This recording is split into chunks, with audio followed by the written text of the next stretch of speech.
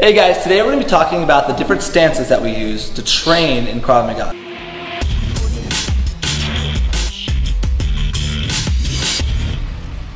So we have 3 stances, and within each stance we can have a different mindset or phase. So for example, our passive stance is a stance that we will generally train from, which means we're probably not ready. So our feet will be side by side, our hands are probably down, or let's say we're texting on the phone, or we're chatting, or arms crossed, or something like that. So that's going to be our passive stance.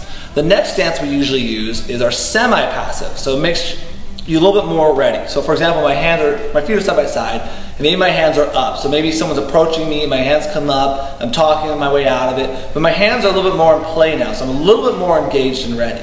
And then the last one will be our fighting stance. So this will be the problem where someone's coming in and we step back and get into a fighting stance where one foot's back, hands are up, or we are going forward to advance somebody in our fighting stance. So those are the 3 different stances. Now to break them down a little more, to kind of talk about them, if we're in a passive stance, so we're not ready, feet side by side, hands down, you can still be ready mentally. So I know that something's going to happen and I'm preparing myself, but I'm not at the stage yet where I need to put my hands up. So that's another factor. Or you can just be absolutely not ready at all. Now the next step is if my hands are up, I'm in a semi-passive stance, so my hands are up, palms are usually going to be facing out because you can use your hands a little bit better when your palms are facing out.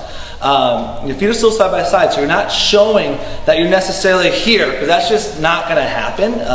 Most people are embarrassed to be in a fighting stance. If someone approaches you on the street, you don't usually just jump into a fighting stance right away, because that's going to send off the wrong vibes and messages, and you might actually escalate things from there. So typically, if you're just having your hands up, more in a ready position will get you in a better place for the fight.